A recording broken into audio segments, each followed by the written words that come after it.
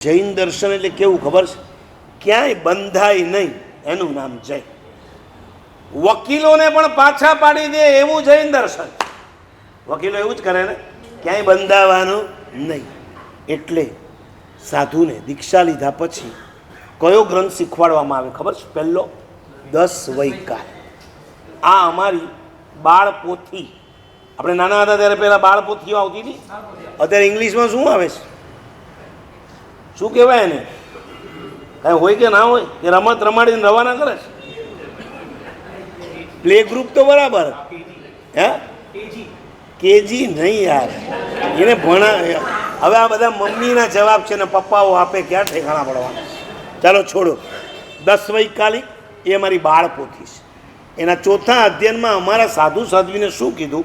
સ્વયંભૂ સૂર્યે પ્રશ્ન ઉઠાવ્યો.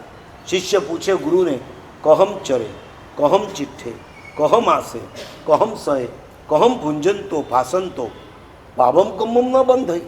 ગુરુદેવ, મને શીખવાડો, મારે કેમ ચાલવું, કેમ બોલવું, કેમ સૂવું, કેમ બેસવું ને કેમ ઉઠવું, જેનાથી મને પાપ બંધાય નહીં, બંધાય તો ઓછા.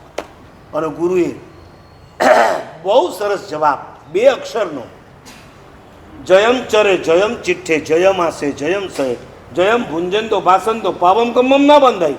તું જૈનાપૂર્વક ચાલ, તું જૈનાપૂર્વક બોલ, જૈનાપૂર્વક બેસ, જૈનાપૂર્વક સૂઈ જા, જૈનાપૂર્વક બધું કર તો તને પાપ નહીં.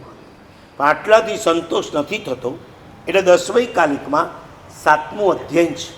એનું નામ સુવક્ક શુદ્ધિ. કેટલું બેસ્ટ નામ છે! સુવક્ક શુદ્ધિ. તમારી વાક્યની શુદ્ધિ કરાવે છે કે બેટા તારાથી આમ બોલાય, આમ ના બોલાય, આવું બોલાય, આવું ના બોલાય, આટલું જ બોલાય, આટલાથી વધારે ના બોલાય. આવું અમને ગુરુ ભગવંતો દીક્ષા પછી 10 વૈકાલિકના 7મા અધ્યયનમાં. માટે તમને અમારા પણ કેટલાક શબ્દો આવડે છે ને?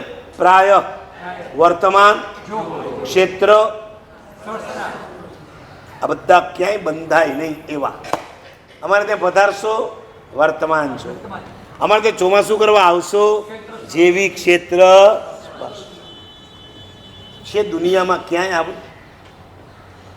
ભગવાનના શાસનને ઝૂકી જાઓ એવી અદ્ભુત પ્રણાલી આ ભગવાનના શાસન સિવાય તમને બીજે ક્યાંય જોવા નહીં મળે. તો જૈન દર્શન પણ એક દર્શન છે.